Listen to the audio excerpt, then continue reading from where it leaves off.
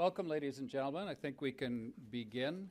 I'm looking for a high sign from someone, but lacking that, I'll begin the proceedings on it. Welcome to the annual general meeting of Coast Capital Savings Credit Union. In keeping with our traditional protocols, we wish to express our gratitude to First Nations who have ties to this territory and to acknowledge the unceded territory of all Coast Salish peoples. Ladies and gentlemen, this meeting is called to order. My name is Bill Cooke, and pursuant to Coast Capital Savings rules, as board chair, I'm also the chair of this meeting. And I would like to thank all of you for being here this evening. Once again this year, we have members and guests joining us by webcast, and I would like to welcome those viewers who will see us through that camera at the back of the room. Webcast participants can submit questions via the submission box on the webcast viewer during the meeting, and as best we can, we will include them with your comments and questions during the members' open forum later this evening. Does everyone have their registration package and agenda? Members should have a yellow package like this, and our guests will have a white one. Our rules require that all members be notified of a general meeting.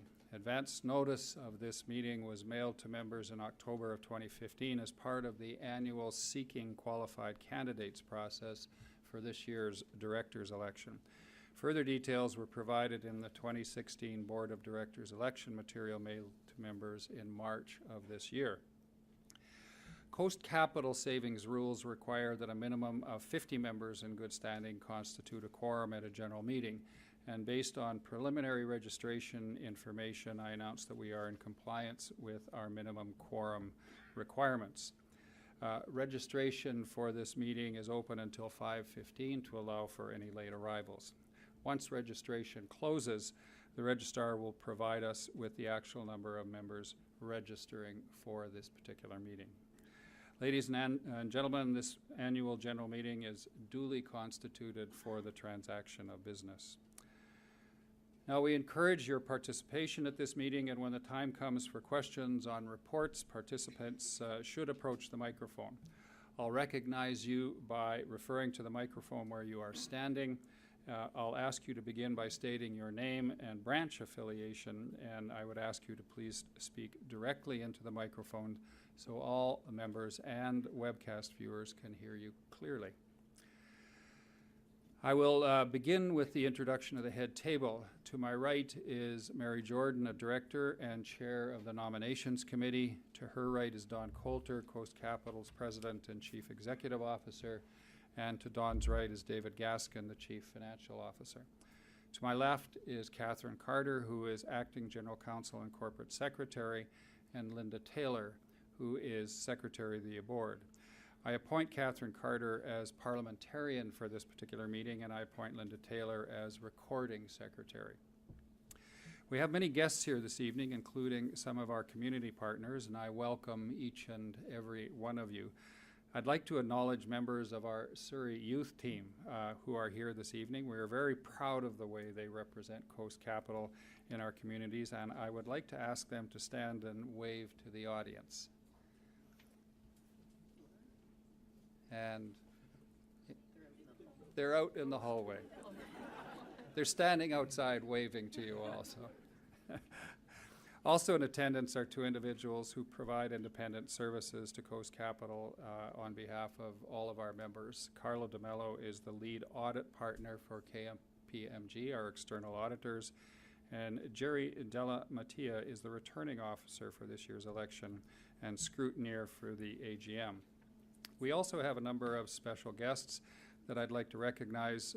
Richard Bede from Central One, Jeff Holm, who's the Vice Chair of Interior Savings Credit Union, Emily Gonsalves, who is the Youth Futures Education Fund representative, and William Litchfield from Vancouver Island University.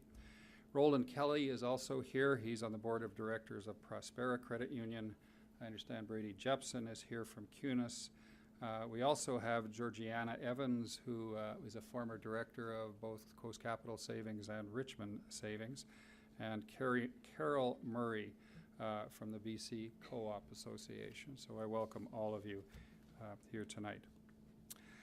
The standing rules are included with your registration package and set out how you may participate in this meeting. I'll review some of the key points. The first one speaks to the purpose of this meeting. Your questions and comments on the general business of Coast Capital and the reports received at this meeting. Issues of a personal nature should be addressed to an appropriate executive or director, and we will be making ourselves available following this meeting. The second rule sets out eligibility for speaking, voting, and making motions at the meeting. Voting will be done by a show of hands using the yellow registration packages. Rules 3 through 7 describe how to go about providing your input. You first must be recognized by the chair, state your name and branch affiliation. Discussions on motions and resolutions is limited to 3 minutes per member to allow time for participation by as many members as possible. We will have a timer to help keep everyone on track. Rule number 8, the only resolutions that are submitted to the Board of Directors for review and consideration have to be presented at least 90 days prior to this meeting to be considered at this meeting. This year, no resolutions were submitted.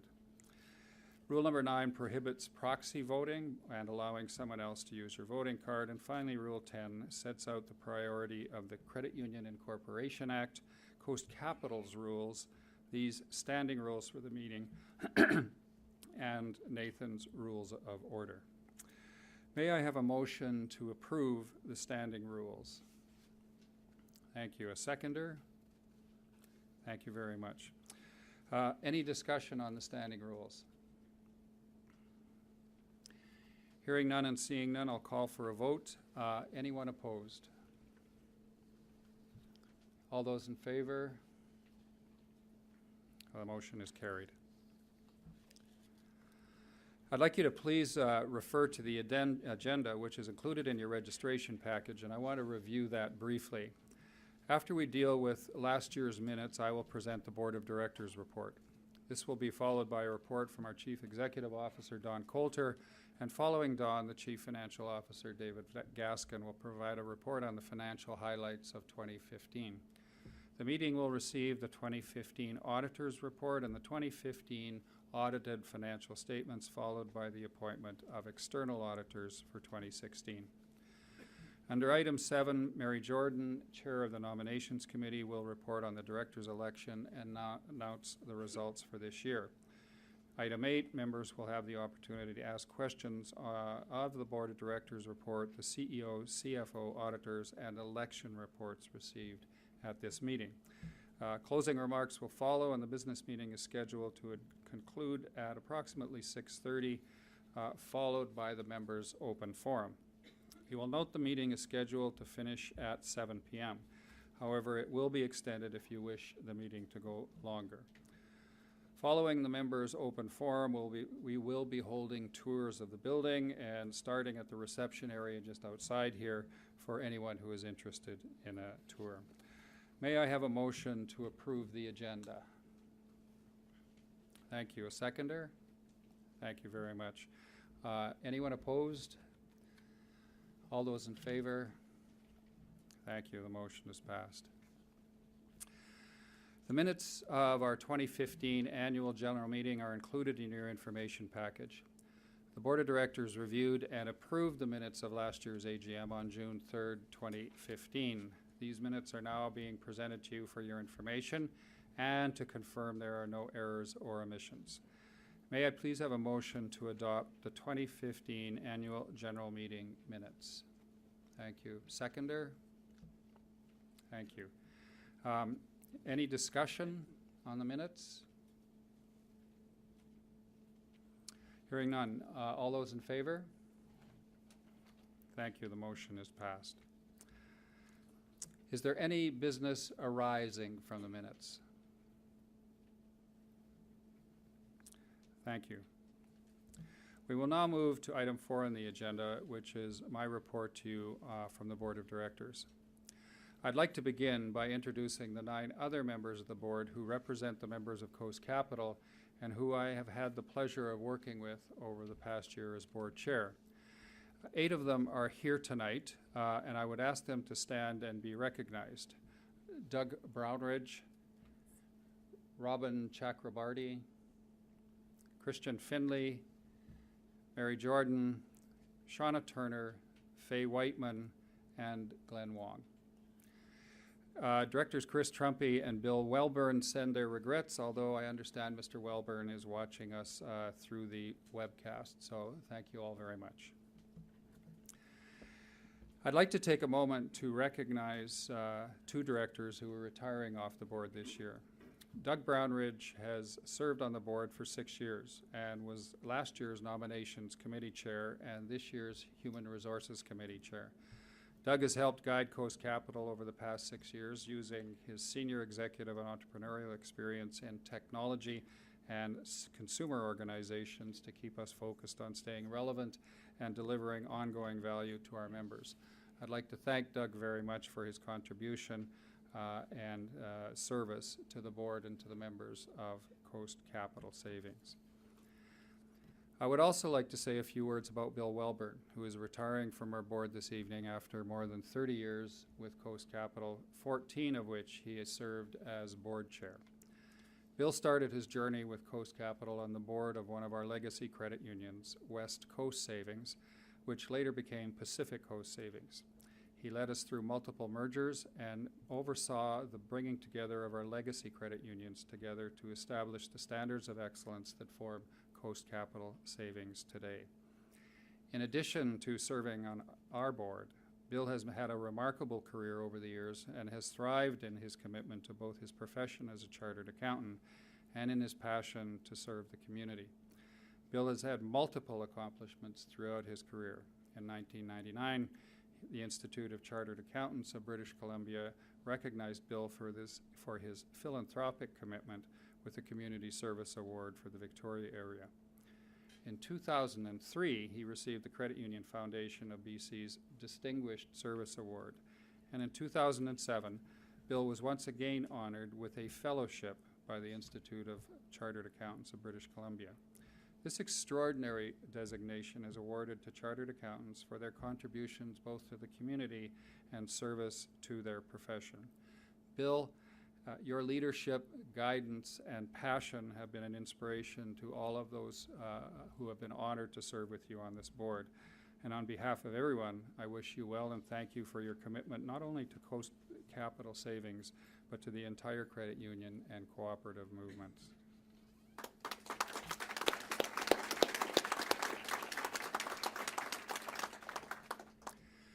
Our theme for this evening's meeting is, at our annual general meeting, our members are our stars, and we mean that. We are a cooperative organization that is owned by our 532,000 members. Members are the reason why we exist, and without your voice, there is no Coast Capital.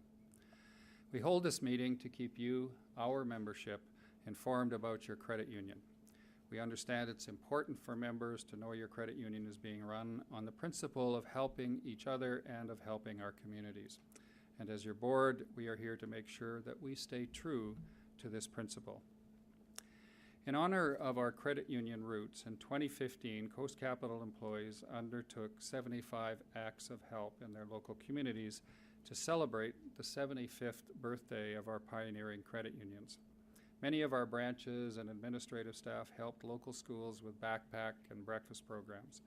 Others cleaned up parks and participated in shoreline cleanups, while others painted homeless shelters and served tea at local seniors' homes. The common thread in all of these acts, they enable our employees to fully embrace why Coast Capital exists and to reinvigorate the passion of people helping people from 75 years ago. Well done to all that were involved. Ensuring that Coast Capital remains healthy and continues to be there to meet the needs of you and our other members is a role your board of directors takes very seriously. Our job is to listen to you, our members.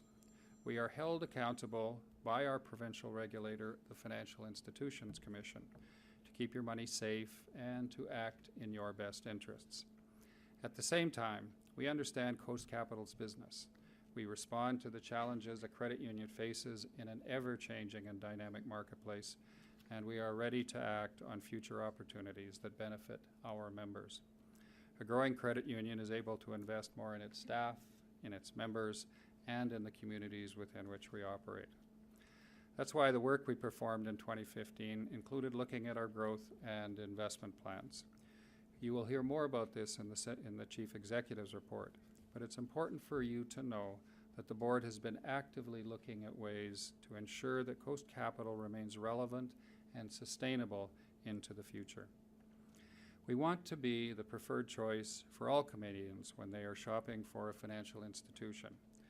We must be able to offer you something that you cannot get from any other financial institution. And we believe that difference is our innovation and our ability to deliver simple financial help and consistently demonstrate to our members that we are here to help them improve your and their financial well-being. Meeting and exceeding our members' needs is important to all of us at Coast Capital. In keeping the good governance of our credit union, we also feel it is essential to be transparent, including sharing the details of how their board of directors is compensated. Director compensation at Coast Capital is set in accordance with a member-approved remuneration philosophy, which is subject to an independent review every 3 years. This triennial review was undertaken again this year with input from our members. Members have access to information regarding director compensation in our annual report, and it's also included and available on our website. And changes to director compensation are brought forward to the membership for approval. This year, we had the opportunity to engage members further by involving them in the triennial review process. The 2016 triennial review of director compensation was led by the Hay Consulting Group. This is an independent and external human resources firm which ensured that the review was undertaken in accordance with the member-approved remuneration policy, included third-party analysis using real industry compensation numbers and context to base its finding, and included input and feedback from an independent member panel who worked directly with the Hay Group. The 2016 triennial review found that Coast Capital's director compensation was lagging behind and recommended increases to some components of director remuneration. This was to ensure compensation accurately reflected the parameters set out in the philosophy and that it remained competitive with comparable organizations. The Governance Committee accepted the recommendation put forth in the 2016 triennial review, but the Board of Directors, after some deliberation, has deferred any increase. The matter will again be reviewed at the next scheduled triennial review in 2019. If at that time the Board of Directors wish to pursue recommended changes to director compensation, any changes would be put forward to the entire membership upon which you would vote. Competitive director pay is central to maintaining a strong board of directors here at Coast Capital, and we appreciate the time and thoughtful input members on the advisory panel provided. We thank them and all of our members who have given us helpful feedback on this process in recent years. Financial performance is a strong indication of our success, but so is the community investment to the credit union makes on behalf of you, our members. Every year, we demonstrate this commitment through an investment of time, expertise, and 7% of our pre-tax budgeted earnings provided to local projects, programs, and organizations.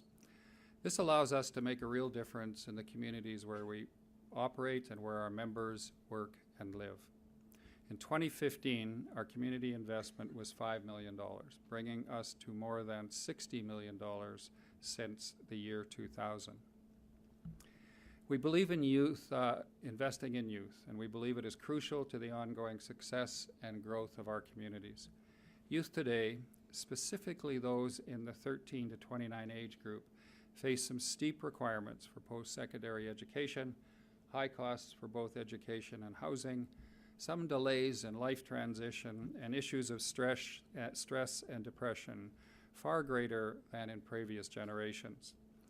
Coast Capital's Youth Get It investment program is focused on building a richer future for youth in our community with the help, input, and involvement of local youth. Our unique for youth by youth approach is aimed at engaging and empowering youth in the decisions and choices that shape their communities. We say youth get it because they know firsthand the challenges that youth face today, and they are as passionate as we are about building a richer future for our youth. Our community investment program focuses on 3 goals. The first is financial empowerment, helping to build a strong financial future for youth in our community. The second is educational success, helping youth in our community succeed during their school years. And finally, healthy minds, which means helping youth in our community build a sense of belonging to decrease stress and depression. We work to achieve these goals through our many youth-focused partnerships and sponsorships, where youth really do get it. They get it because they play a key role in the decision-making of our community investments, and youth get it because they benefit directly from our community investments that help youth succeed in school, build a strong financial future, and nurture the development of healthy minds to decrease stress and depression. Youth get it because they gain valuable leadership and practical experience through their work with Coast Capital. This is seen specifically through our sponsorships and partnerships that include providing 41 Standing Tall Education Awards in 2015 to help support youth in achieving their post-secondary education. We were also partnering with post-secondaries to encourage youth innovation and entrepreneurship, which included the Coast Capital Savings Innovation Hub through the Sauder School of Business at UBC, which is an accelerator for social venture startups. Simon Fraser's University's Venture Connection Program, which provides coaching and mentoring to young entrepreneurs with startup ventures. And BCIT's Entrepreneurial Skills for Trades and Technology program to support trades and technology students to develop their entrepreneurial skills. We are also a proud partner of Pink Shirt Day in BC, the provincial campaign that helps to raise awareness and funds in support of youth-focused bullying prevention initiatives. We will continue to be the official presenting tour sponsor of the Canadian Cancer Society Cops for Cancer Tours. In 2015, we reached the $2 million milestone for funds raised in support of depression research at VGH and UBC Hospital Foundation through our annual charity golf tournament.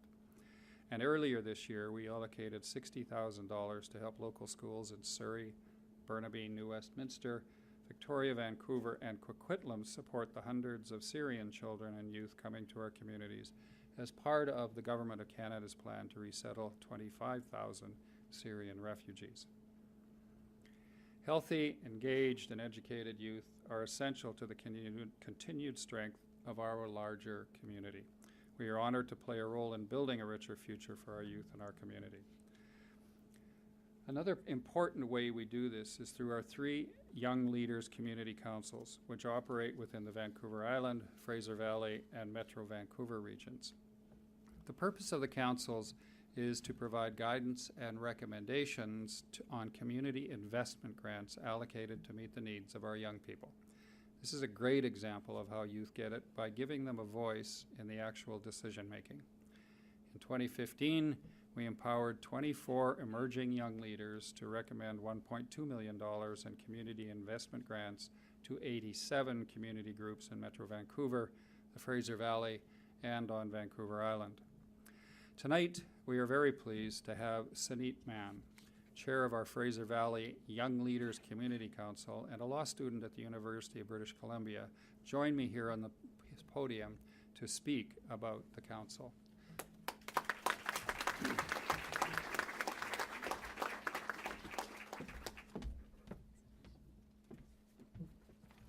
Thanks so much, Bill, and thank you so much for having me here today. It's great getting to be a part of Coast Capital's celebration and to be able to spend a few minutes telling you about the work that we do on the Young Leaders Community Council. I want to start out by thanking Coast for creating this program and giving us the opportunity to be a part of this council. I can genuinely say that being on this council has been one of the most rewarding and memorable experiences of my life thus far. As a council, we've had the chance to meet some fantastic and passionate community leaders. We've also had the opportunity to build relationships within the 3 councils. And last but not least, we've had the ability to learn about and fund some incredible programs that have dedicated themselves to bettering the lives of youth within our community. 2 such initiatives that really stood out to me are the Surrey Vital Signs Report, which was used to identify issues that youth face and to determine the resources they need to succeed, and also the Mosaic New You Theatre Program. And this is a program that helps immigrant and refugee children using theatre to help them build connections and to feel comfortable with their new transition. These 2 programs really stood out to me as they are great examples of initiatives that use creativity and are very unique in their mission and help youth and have made a lasting and positive impact within our community. We have 3 separate community councils, as Bill stated. We have one in the Fraser Valley region, one in Metro Vancouver, and also one on the island. And this past year, we were able to grant $1.2 million to nonprofit organizations, which was incredible. I think I can speak for all of our councils when we say that we're so incredibly thankful to Coast Capital for giving us this amazing experience. And we're so thankful to Coast's commitment for supporting youth and along with supporting the next generation of community leaders. Thank you.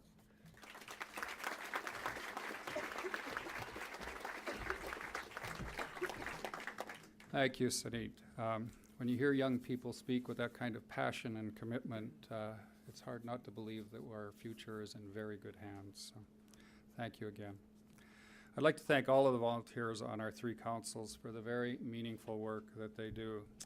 And I'd now like to ask Don Coulter, our Chief Executive Officer, to present his report to members.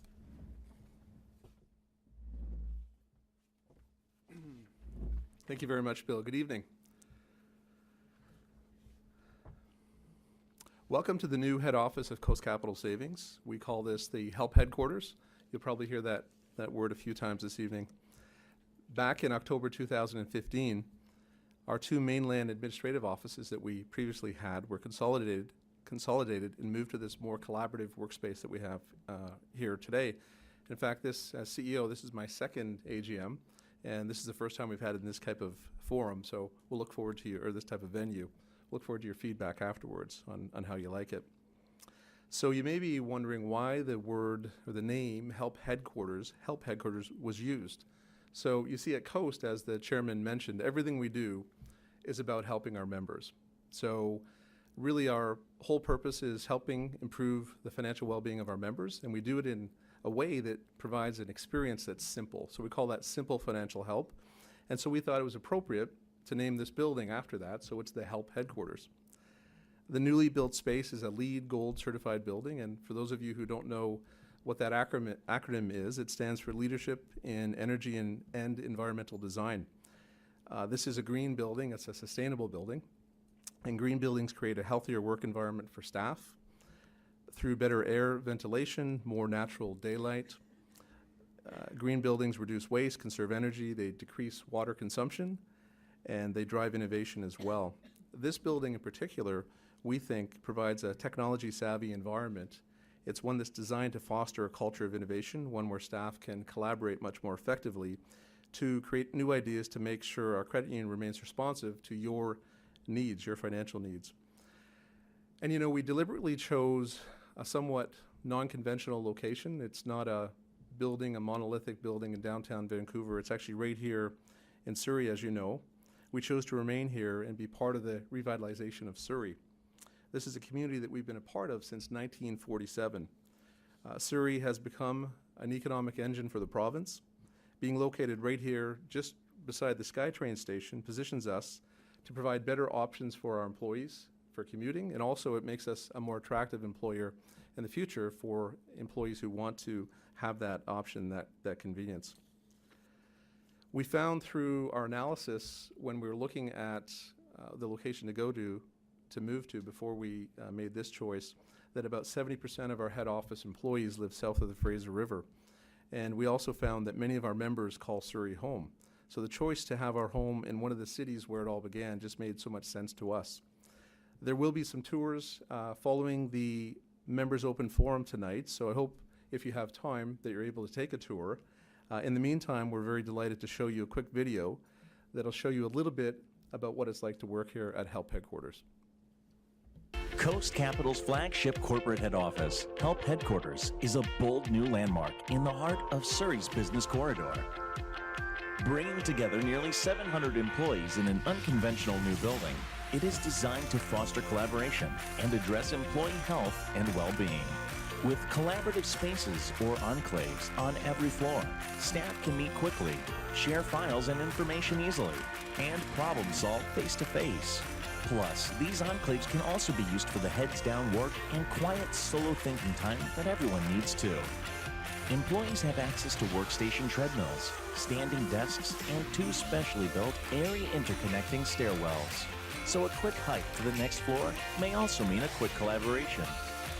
There's a uniquely themed cafe on every level, and the building has a custom-built fitness studio as well as a daycare. On top of all that, the entire 10th floor is a rooftop lookout with patio tables, a barbecue, and Wi-Fi. A great place to work or take a well-deserved break and enjoy the view. Throughout our history, it's been our goal to provide our members with simple financial help, and Help Headquarters is another step on that journey. For a corporate headquarters, it's non-traditional in pretty much every way, kind of like we are.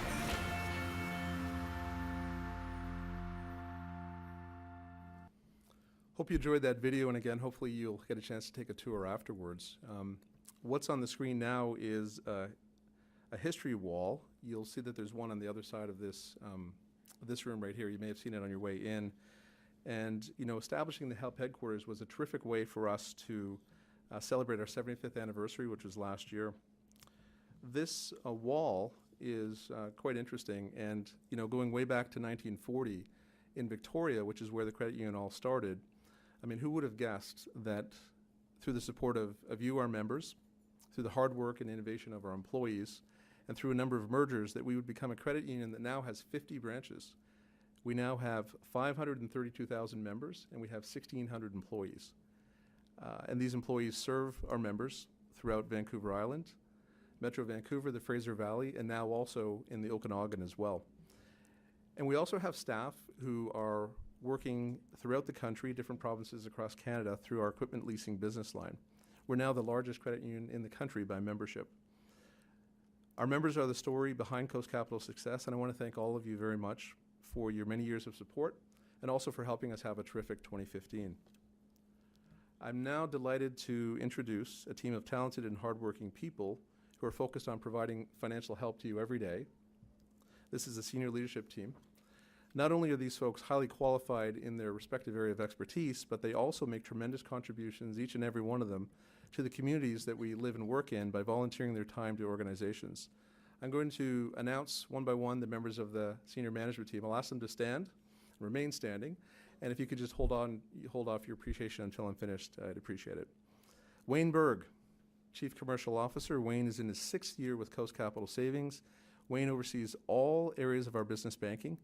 Wayne has over 30 years of experience in financial services, and under Wayne's leadership, we've seen significant growth and success in this business unit.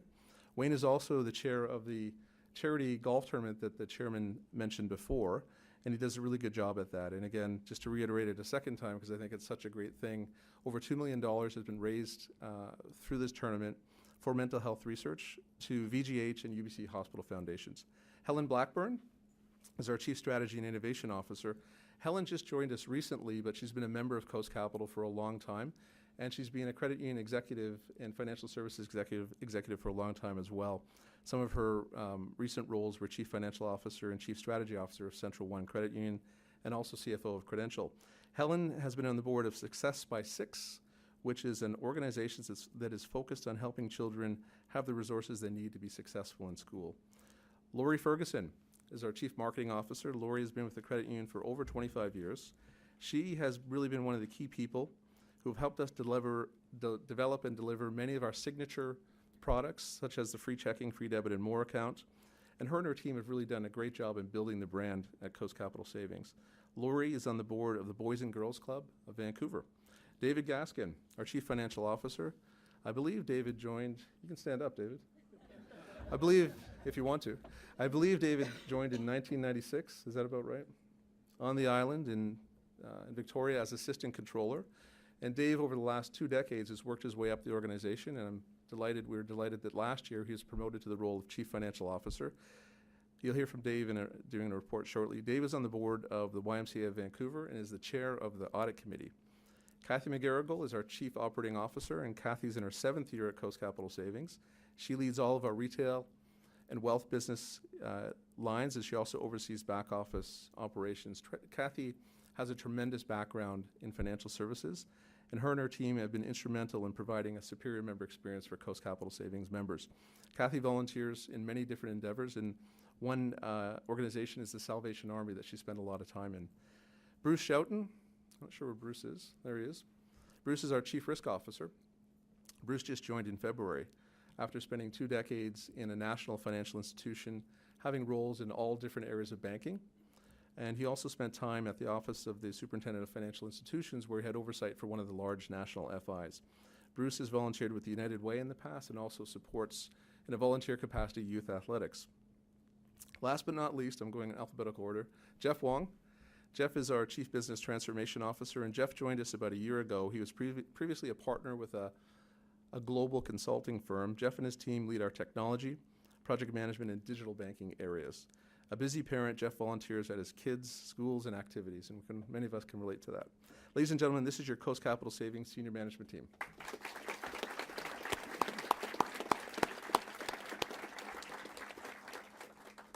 Thanks very much. The senior team are wearing yellow boutonnieres just like this one, and they're very happy to speak with you after the meeting. Really, what's really exciting for me about this job is getting to work with our employees, and we have 1,600 incredibly talented and hardworking employees at Coast Capital Savings who are here to serve your needs. My thanks to each of them in supporting our members and our colleagues as well.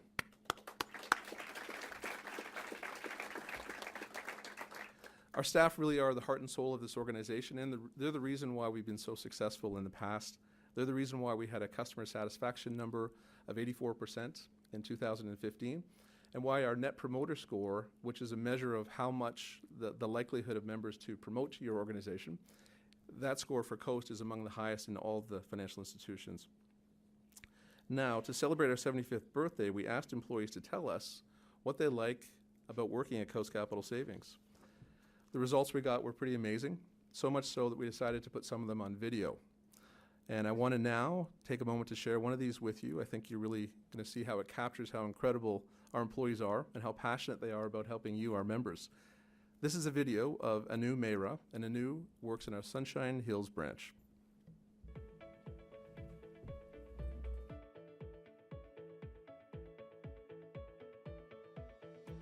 Hi, I'm Anu. I worked at Coast Capital Savings for 8 years.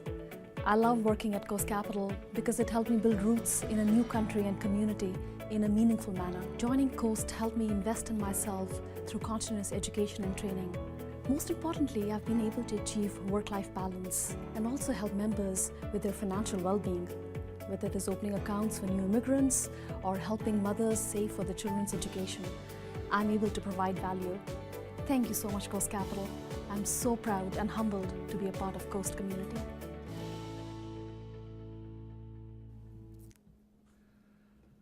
Really thank Anu for doing that video, and she's just one of the many amazing employees we have at Coast Capital Savings. We have a YouTube channel, so if you want to see, there's a number of these videos, not just that one. You can go home tonight and look at those videos. I'm now going to ask David Gaskin, our Chief Financial Officer, to come up and provide a report on our financial highlights from 2015.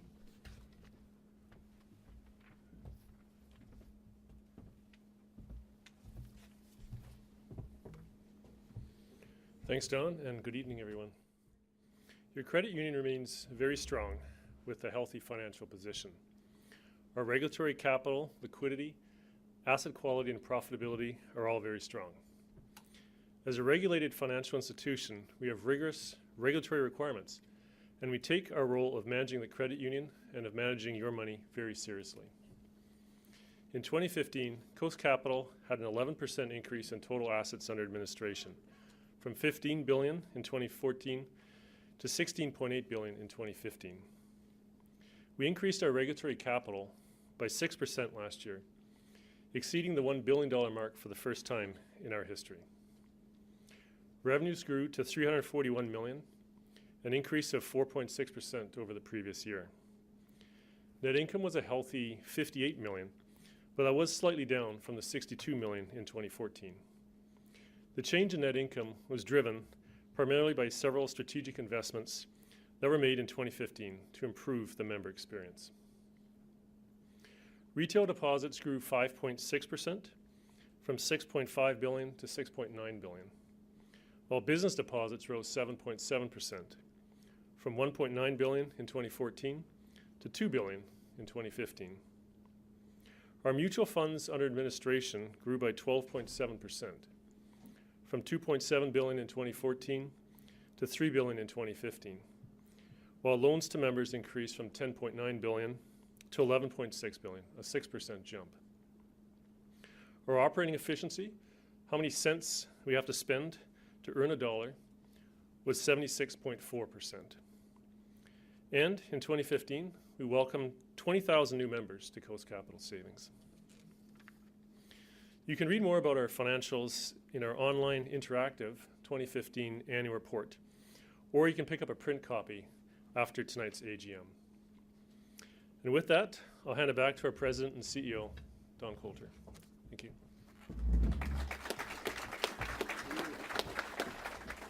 Thanks very much, David. Simple financial help. So, talked a couple of times about, a real reason for existing is improving the financial well-being of our members. A couple of, I think, important accomplishments from 2015 that will hopefully shed light on that are that at the end of 2015, there were 82,000 members who we were helping prepare for their retirement through registered retirement savings plans. Another 11,000 members were helping prepare for the future education of a young person. We now provide banking services to almost 46,000 small businesses, small, medium, and large businesses, but most of them are small. And this includes financing, leases, cash management, and deposits. And these organizations, in turn, as they become more successful and they can expand with the support that we provide them, are hiring more people as well and growing more jobs in the province, which we think is an excellent thing. There's more ways that we're helping our members as well. So we know, everyone knows, living in the Lower Mainland or Victoria, that household debt and housing prices continue to rise. And we wanted to make a real difference in the lives of our members. So in March 2015, we pioneered our innovative Members Get It mortgages, and we think this is really a tangible example of our overall philosophy and strategy to help our members. This is more than just a product. The Members Get It mortgages were developed to present our new and existing members with an attractive mortgage offering with a built-in savings component that we call Help Extras to help them reach their longer-term financial goals at the same time. With the very high price of housing in BC's Lower Mainland and Victoria, individuals can often end up sacrificing their savings needs just to make a mortgage payment. Our Members Get It mortgages not only offer a competitive rate, they also offer up to $1,000 in the Help Extras that I talked about. Just in the 13 months or so since we launched this, we've had 6,000 new and existing members purchase a home and save for the future with this innovative product. A couple of our signature products that we've had for a long time now are our free checking, free debit, and more, and our low-fee, more-for-me mutual funds. The latter are offerings that provide an easy-to-understand mutual fund with a relatively low management expense ratio, and they also offer pension-style management. In 2015, we opened another 30,000 free checking accounts, just in 2015 alone, and 6,300 new members benefited from our low-fee, more-for-me mutual funds. One of our unique ways to offer financial planning to our members is through our Where You're At Money Chat. We know, again, our employees helped an increasing number of British Columbians navigate uncertain financial times last year, and we had over 27,000 money chats take place, which is a big number. The money chat allows our members to have stress-free conversations with our financial experts, and it allows us to identify ways that we can help you save, manage, grow, and protect your finances. It's through this focus on members' financial well-being that we're continuing to build strong and long-term relationships with our members year after year.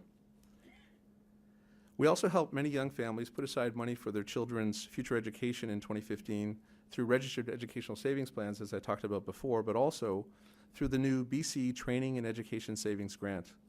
In August 2015, Coast Capital became one of the very first financial institutions to accept applications for the BC Training Education Savings Grant. In fact, the Minister of Education, Minister Mike Bernier, chose our Coast Capital Savings Georgia Street branch to hold the press conference to announce the launch of this new grant. So this grant is for certain ages. It's $1,200 from the government. So there's very few things in life that have no strings attached. I can tell you this basically has no strings attached. So if you don't have one, you have a grandchild or a child, you should really come to Coast Capital and look into getting one of these. It's a great thing.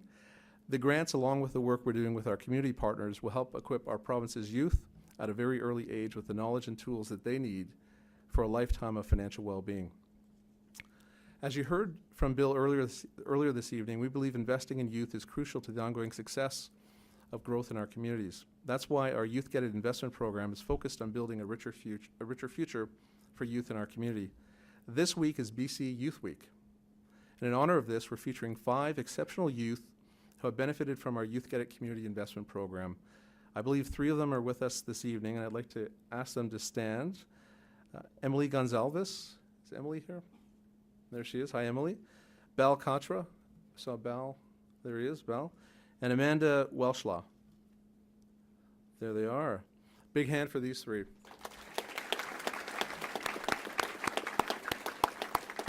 Be sure to check out both the Coast Capital Savings website and also Vancity Buzz for more information on this. I'd like to talk about the changing face of banking. As we continue to work to help our members, we need to keep in mind that the landscape of financial services is rapidly changing. Digital channels are now often the first and foremost frequent banking touchpoint for most of our members. In fact, 92% of all bill payments and transfers for our members are now done in a digital manner. Mobile phones are quickly becoming the most frequent channel. In fact, about half of our members are now using a mobile phone. The number is 46% to do these transactions. 46%, and the increase year over year was 15%, so there's a definite upward trend. On top of this, every month, we're having approximately 700 new members who adopt our banking through their smartphone, through our mobile app. These trends are continuing to rapidly grow, and we're responding to them. In 2015, we enhanced our award-winning mobile app by adding usability enhancements and a new member dashboard to provide members with better insight into upcoming payments and transfers. In 2016, we'll be taking it to another step altogether. We'll be offering with respect to our mobile digital banking, we'll be introducing something called mobile check deposit capability. So you can actually take a picture of your check and just email it into the branch or into Coast Capital if you don't want to actually go to the branch, although we'd love to have you come to the branch. We're also going to offer a new, modern, mobile-optimized public website, electronic statements, and also substantial upgrades to our online banking services for business members. These important investments in technology will allow us to keep pace with our members' evolving needs. As our industry continues to evolve with new technology, Coast will continually seek new and innovative ways to bring help to our members while staying true to the promise of providing our members with a helpful, personalized, authentic, and fun experience. We'll be focusing on keeping financial well-being at the heart of everything we do, making sure we continue to promote and participate with our Youth Get It community strategy, and also integrating our digital experience into small businesses as well. We recently announced a partnership you may have heard of with the nonprofit BC Technology Industry Association. This is also known as BCTIA. This partnership is to support Western Canada's first financial technology or FinTech program. The program will focus on providing British Columbia's FinTech companies with industry networking opportunities and building connections with financial institutions, specifically our province's strong credit union sector. Nearly 1/3 of all BC FinTech companies have been around for 5 years or less, so they're looking for education, knowledge, advice, collaboration, and connectivity opportunities with financial institutions such as Coast Capital Savings. We think it's the perfect fit for us. Credit unions really do have a long history of innovating to help serve our members, and we're really excited that we're continuing to lead the way with FinTech developments through this program. We also see this program as allowing us to integrate into our own offers the things we do in a digital space so that we can give you even further and better ways of doing your banking. So we do a lot of great work at Coast. Our employees do. We always strive to do a good job for you. And maybe just move the slide to the next one. There we go. There's a lot of great work that's done by our employees, our talented employees, but it's certainly great to get the recognition from doing that as well. We remain a best managed company based on our strategy, our community engagement, as well as our financial performance. We're also extremely honored with being named as the recipient of the 2015 Giving Hearts Outstanding Corporation Award for our investment in local communities and our work that we do to empower and engage youth. It's a very prestigious award, and on behalf of all the members, we're very honored to receive it. Both of these awards salute our incredible employees who work hard to serve our members and the community. We also have more than 100 employees, and this is important, who have worked with Coast, more than 100 employees who've worked with Coast for more than 25 years. I think that's a testament to the culture we have and how great an organization is. So I'd like to applaud and recognize those employees right now.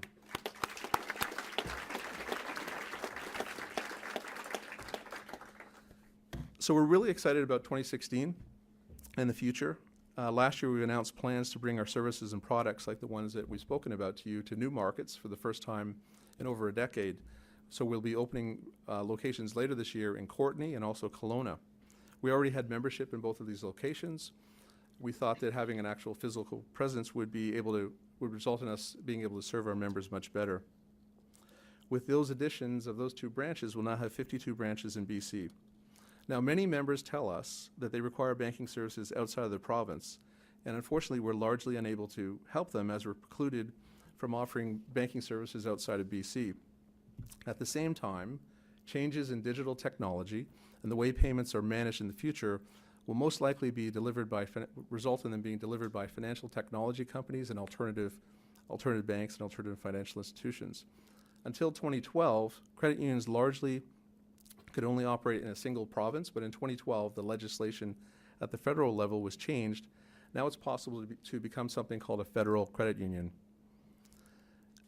At last year's AGM and in previous AGMs, we've talked to you about the possibility of Coast Capital Savings, being able to offer banking outside of the province, and it has been something that we've been analyzing. In 2015, we commenced a more thorough analysis of the pros and cons of this, specifically the benefits and potential impacts to members, our employees, and the whole BC credit union system. The management team is in the process of doing this analysis. No decisions have been made yet, but we intend to make potentially a recommendation to the board at a future date in this year. Ultimately, if on the conclusion of the analysis, it looks like there are strong merits to this, and if the board approves this, we'll ultimately take this to the membership, and the members will decide. We're a member-based organization. It's up to the members if this is something that they want to do, but it's something that this organization has a long history of talking about, so it's something that we're looking at this year.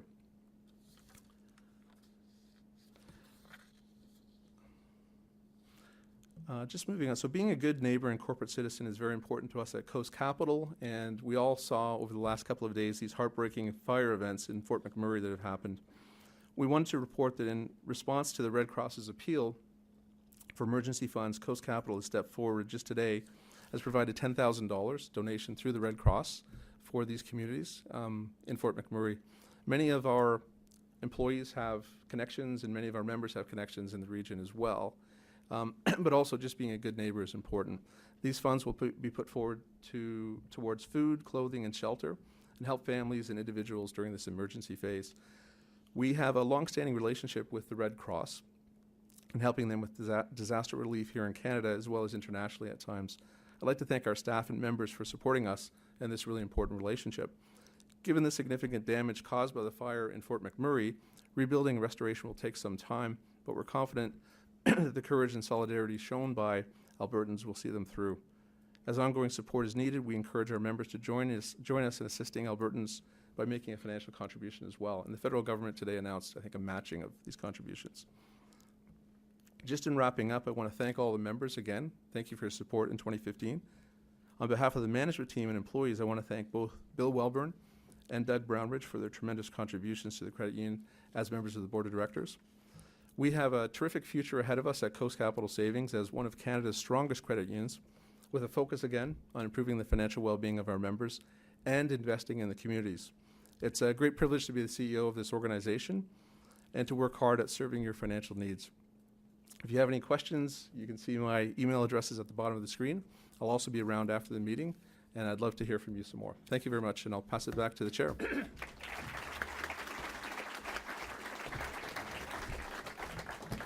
Thank you, Don, very much. The annual report contains the auditor's report.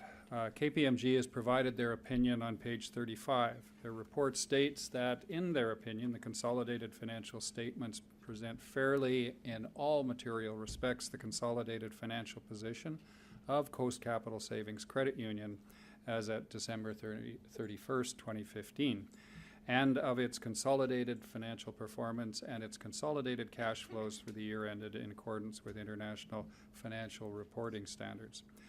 Ladies and gentlemen, our CFO has provided you with highlights of the year's financial statements, and you will also find a detailed management's discussion and analysis, or the MD&A, of the 2015 financials in the annual report.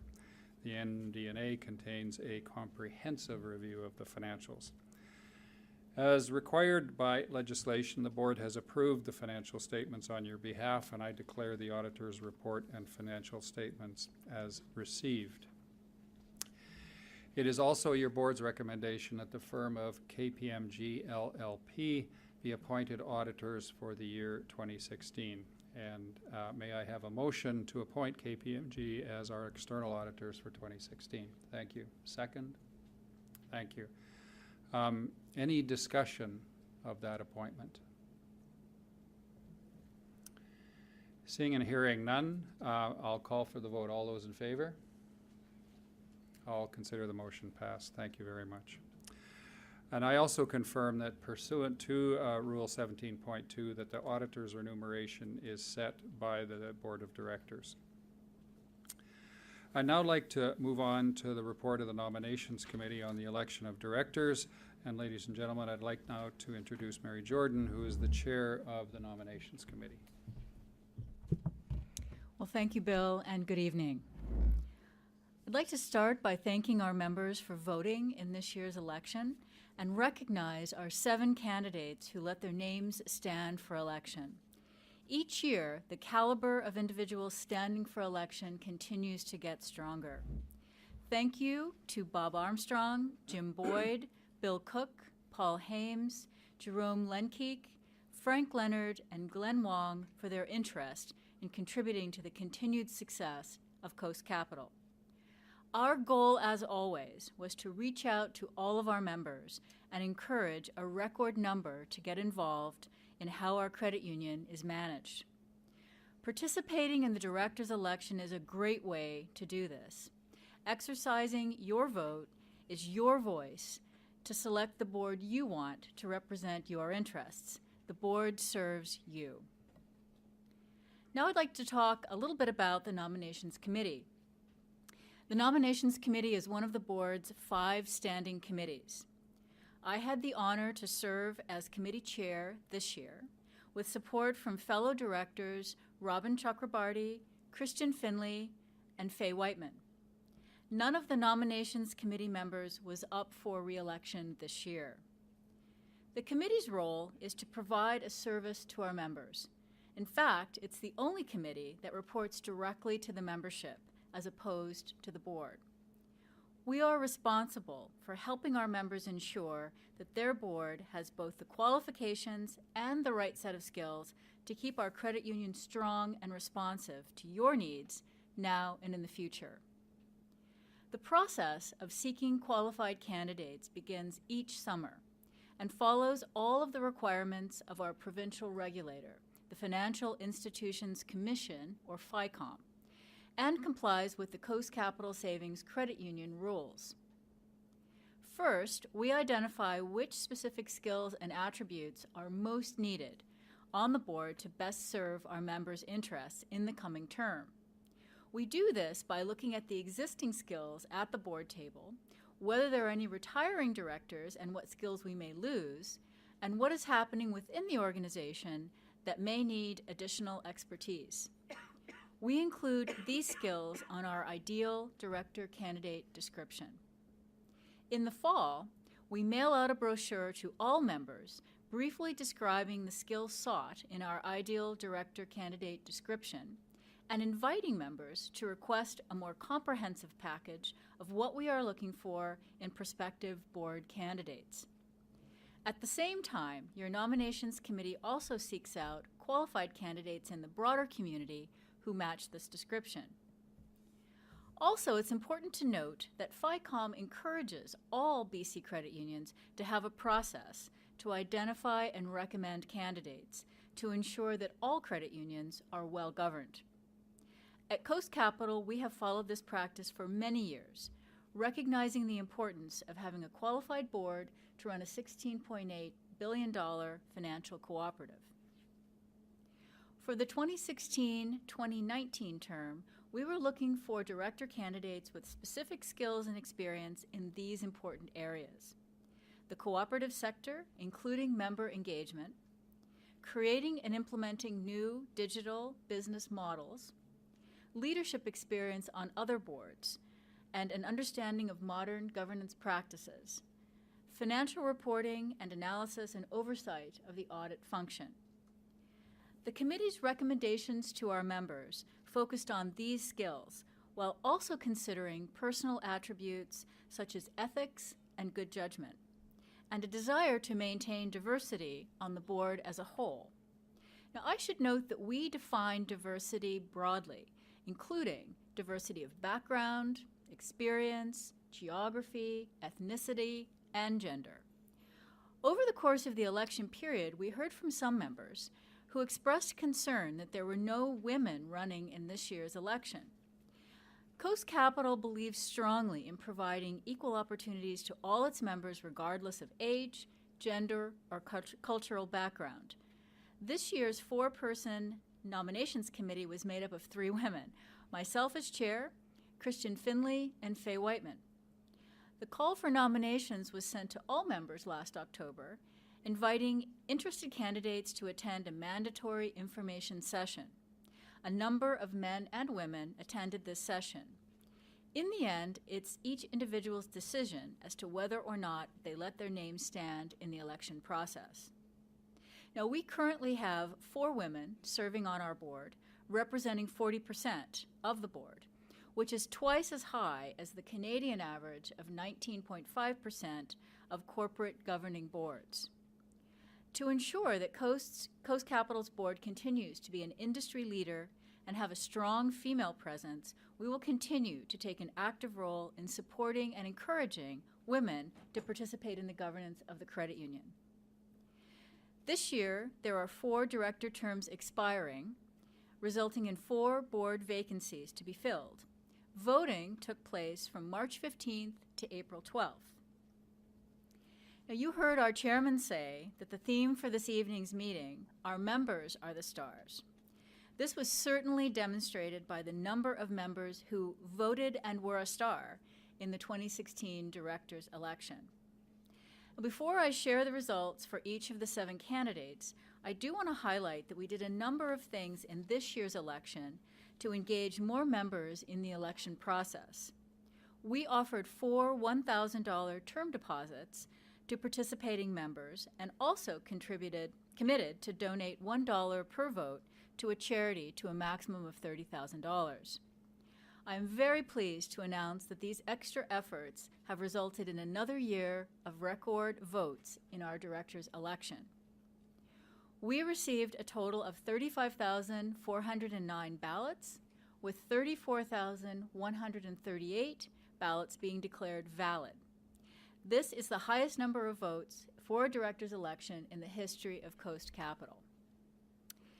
Based on these results, I declare Bob Armstrong, Bill Cooke, Frank Leonard, and Glenn Wong to be elected to the Board of Directors following the conclusion of this evening's annual general meeting. Congratulations, Bob, Bill, Frank, and Glenn, and thank you again to all of our candidates for putting their name forward in our election.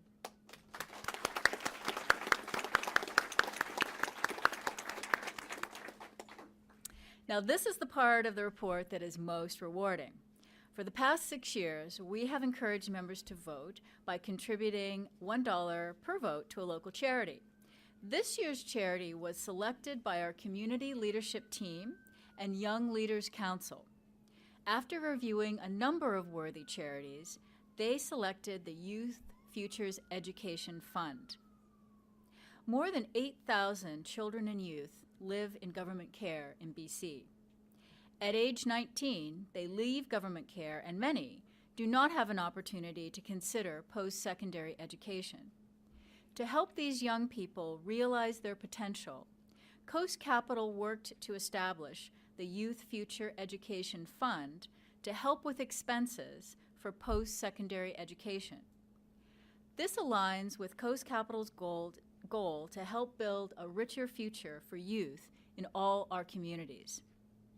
Now, I mentioned earlier that we would donate $1 per vote for this charity to a maximum of $30,000.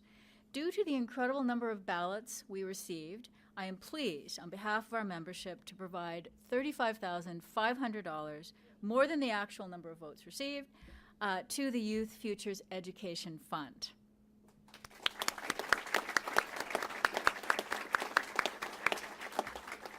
So we have Emily Gonsalves, a member of the Youth Futures Educational Fund Advisory Council, here this evening, and I'd like to ask her to stand and be recognized.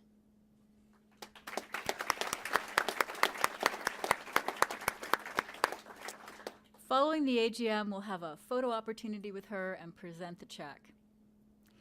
As I mentioned earlier, we also encouraged member participation by offering members who voted the chance to win a term deposit.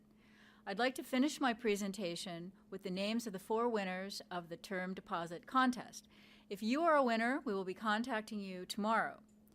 Our $1,000 winners are Nancy Knight, Constance Isherwood, Renee Montague, Maureen Leyburn. So in summary, I'd like to thank all 7 candidates for their commitment to stand for election. And I'd like to thank all members who took the time to participate in this record election process. And on behalf of all of the members of Coast Capital, I'd like to congratulate Bob Armstrong, Bill Cooke, Frank Leonard, and Glenn Wong for their election to the board. Thank you. Thank you very much, Mary. Welcome, Frank and Bob, and welcome back, Glenn, to the board. You've received a number of reports this evening, the report of the Board of Directors that I gave earlier, the reports of Don as Chief Executive Officer, of our Chief Financial Officer, the Auditor's report and the financial statements, and the report of the Nominations Committee. So at this time, we would welcome any questions on those reports. And we would like to limit the questions to those specific reports right now. If you have questions or comments outside of these reports or of a general interest to members, we would ask that you please hold off, and we'll deal with those at the open forum. Any questions?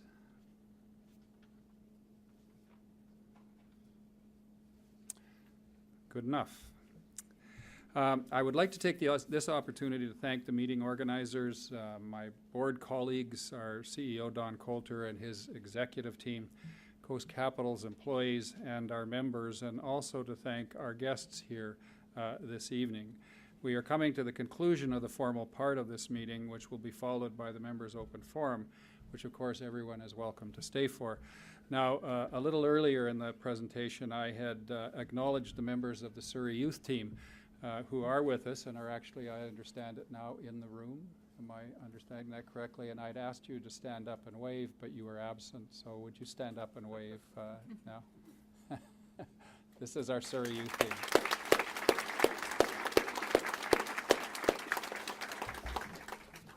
I was going to give them some kind of shot about punctuality, but you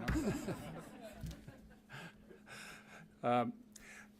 I think we're done, so I will transition our meeting to the open forum. So I would like to have a motion to adjourn this formal portion of our annual general meeting. May I have a motion to that effect, please? Thank you. And a seconder? Thank you. All those in favor of adjourning the formal meeting? I'll take that as the motion has passed, and so we will now move on and transition to the members' open forum. Now that the business portion of the meeting is over, this is where you, our members, have an opportunity for questions. And what I would like to do is just to confirm the standing rules approved during the business portion of the meeting that will apply to the members' open forum. A quick refresh on a couple of the standing rules. First, a member who wishes to speak will approach the microphone, display his or her yellow voting card or package, which is the registration package. Wait, please, to be recognized by myself as chair, and then open by stating his or her name and the credit union branch which you deal with. Secondly, on each issue, each member is entitled to speak for up to 3 minutes. And if you have a question, you may ask a follow-up question within the same 3-minute time slot. And finally, to speak a second time on the issue, a member must wait until those who wish to speak on it for the first time have had a chance to do so. And during this year's Members Open Forum, I will alternate questions between our Surrey venue and our webcast participants. So let's start with a question from those in attendance today. So we have a microphone here. So there. So. Before I ask a question, I just want to find out if the senior management compensation was reported. I didn't get a chance to. Yes, it's in the it's in the annual report. Yeah, it's in the annual report. Sorry, the senior management compensation? Yeah, which note? Yeah, we do have a note,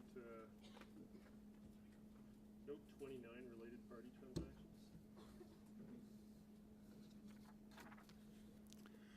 Question? No questions from the floor, so I'm looking down at my screens where questions from the webcast are to be presented to me. And my eyesight is a little strained, but I'm not seeing anything. So, any questions? Anything anyone wants to raise? We have someone approaching. Could you please, your name, My name's please, Dave Peters, and your branch? and Sunshine Coast, and I was a victim of Arvind Patel. And you're talking about transparency, then why don't you tell the members how we were dealt with? Talk about the settlement agreement, talk about other stuff. Could you step closer, I'm please? saying if you're talking about transparency, it's time you talk about how the members of Arvind Patel fraud scheme were dealt with. It should be open. The settlement agreement should be shown to other members of Coast Capital, how we were dealt with before, what Coast Capital did after the settlement to us. This should all be made public. I do know that the settlement was a settlement between various members and various Yes. people who were affected by this particular Ponzi scheme. The settlement was involved not only Coast Capital, involved Fan City, Yes. involved the TD Bank, Royal Bank, I think World Star Securities firm, if I'm not mistaken. There might have been others.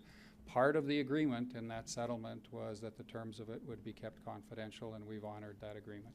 Yes, but I'm one of those people, and I don't see any reason why it can't be made. I had my own individual settlement with Coast Capital, and I would like to be it made public.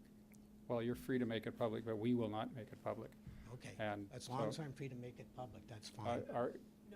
No, sorry, I'm wrong. The terms of your agreement with us were that you agreed not to make it public, and that was the same agreement that all the members who were in the class action agreed to. Yes, And but that's very standard practice. that may so. be standard practice, but you broke the settlement agreement when you went after the money you gave us, trying to get it back from the trustee.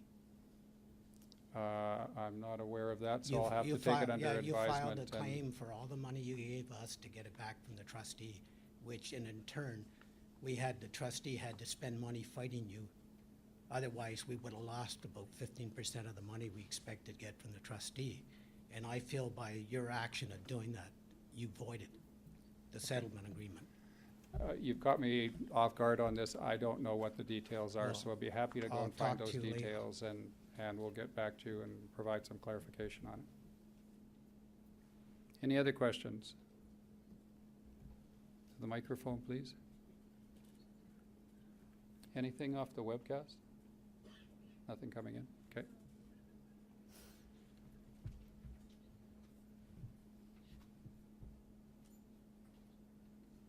Your name and branch, please. My name is Jaswinder Singh, Strawberry Hill branch. Okay, thank you. My question is regarding the total membership numbers which were reported by the board and honorable CEO and president. On the last AGM minutes is saying we are serving 552,000 members, but today we said it's 532,000 members. And also, we got 20,000 new members in 2015. So there is some, I think, discrepancies in the reporting of what is the total numbers were last year. And we are losing members or we are adding members according to these numbers. It's not matching. So if you want to answer my questions one by one, I have few more. Or you want me to say once? One at a time. Okay. I'll ask Don to respond. Thank you, Mr. Chair. Thank you very much for the question. We did, in fact, grow membership through 2015. The number you're referring to of 552, I'm not familiar with that number. Perhaps if you could show it to me afterwards. It's in here, sir, in the papers you It's in the gave minutes us. from last It's in year? last year's CEO report. And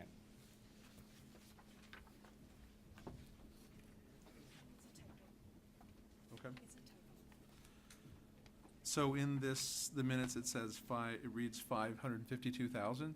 That's not the correct number. It was a smaller number than that.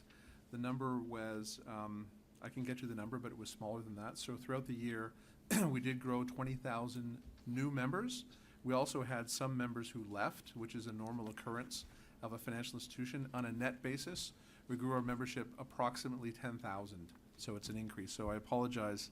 The 552 is a typo. okay, sir, that's fine, because these minutes were adopted, so that means somebody missed this figure there, whoever reviewed them. Okay. My second question is on the procedure nomination committee we have in the place according to the rules of the credit union.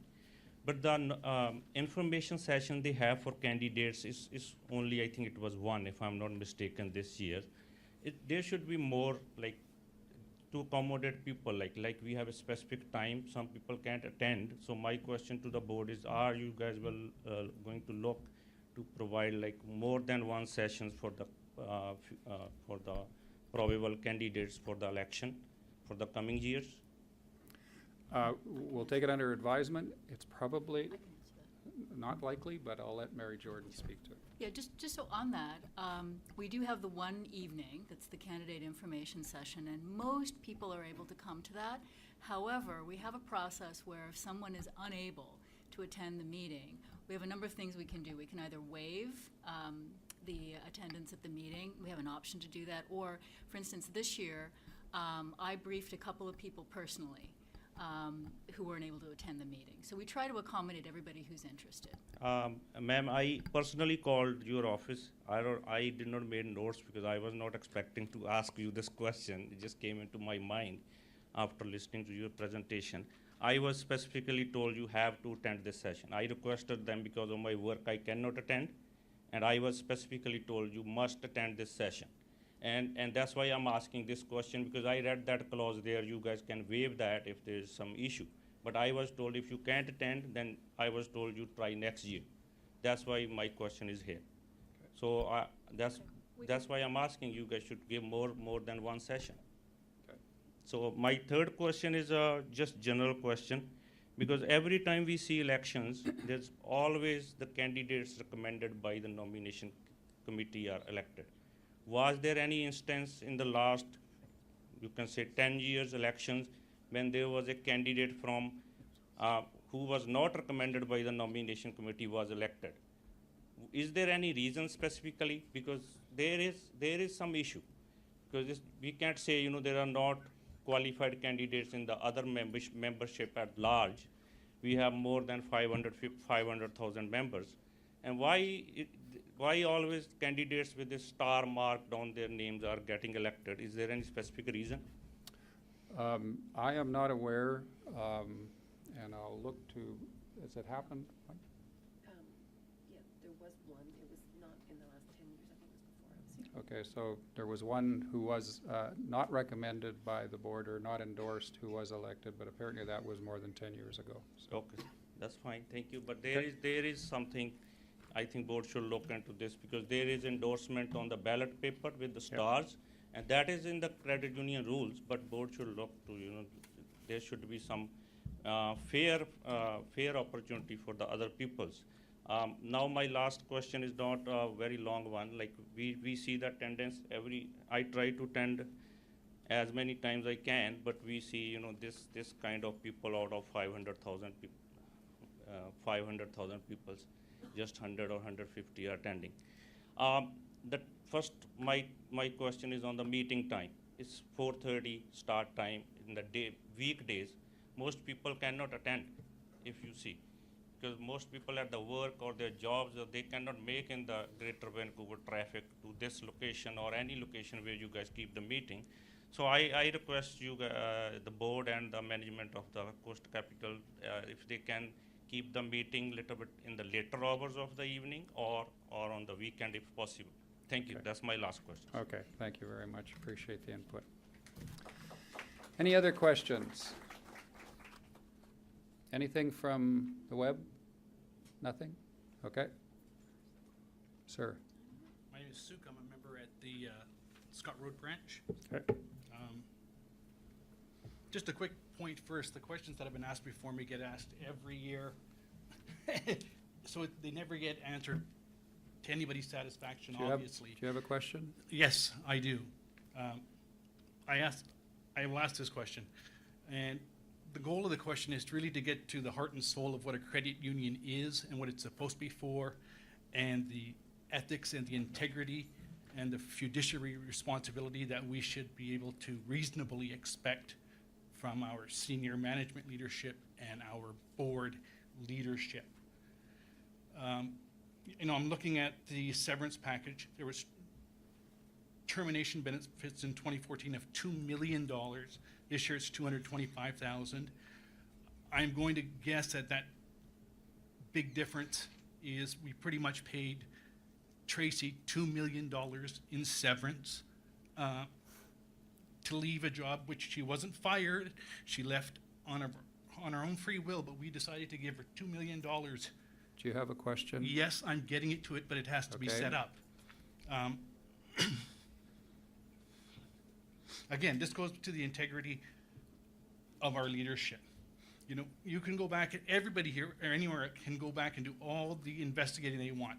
There was nothing bad ever said about Tracy. She was praised by the board, by her senior management team, by the media. you Not have a single the question, the question, I've got please. 3 minutes, but I need to set up my question, please. Nothing bad was said. She wasn't fired. She quit of her own free will, but we gave her $2 million in severance. You'll say, oh, no, we can't say we didn't, but the numbers kind of indicate that we did. Now, I have a reason or a belief as to why this happened. I think it was because senior management was excessively overpaid, and credit unions are now coming to the point where they actually have to report compensation for each senior management Okay, so individually. you've got less I've than got a minute. Thank so you. Let's come Can to you the stop question. interrupting me? I've got 3 minutes. Come to the question, please. But anyways, so we've got senior management that was overcompensated, and that compensation was never made available. Now, things are changing, and that compensation is going to have to be made available. So somehow, miraculously, Tracy accepts a severance, and Dawn takes her place. And miraculously, I think once the severance, or not the severance, but the compensation is shown, it'll be shown that Dawn somehow decides to take that job for 50 to 60% of what Tracy used to be paid. So that issue right there, I don't care about the money. It's the issue of integrity and not being open and then hiding what happened and thereby becoming complicit in what has happened. And that, it might be okay in business, I don't know, but in a cooperative environment, that is not what the members expect of their leadership team. So it would be nice if, to prove me wrong maybe even, if you guys just came forward and said, you know what, this is what was paid in compensation, this is what Tracy used to make, and Don is getting considerably less, even though he's the most qualified person for the job. And this is the first time in history where a man is making less than 70% of what a woman made to do the exact same job. Thank you. Okay, thank you. But what I want to know is the compensation part. Dawn, are you paid considerably less than what Tracy was paid before she was let go and given millions of dollars for doing a great job?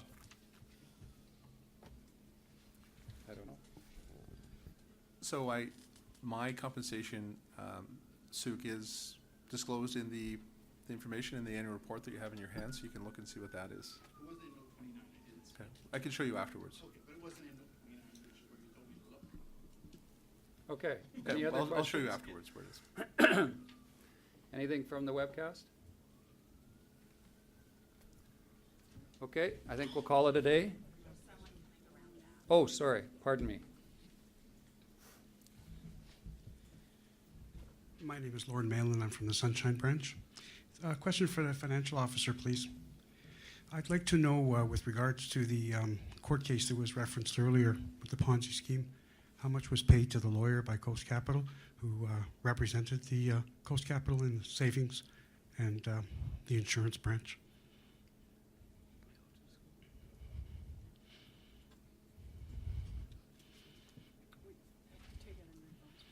We'll have to take it under advisement. I don't think anybody's got the number off the top of our head. I think that's something that the membership be aware of. The other side in that Ponzi scheme was members, and the lawyer that represented Coast and the insurance company Coast fought very hard to pay the members as little as possible, and that was members' money that was used to make sure that members didn't get very much compensation. So I think the amount that lawyer was paid might be relevant to Coast Capital members. Okay, thank you. Any other questions?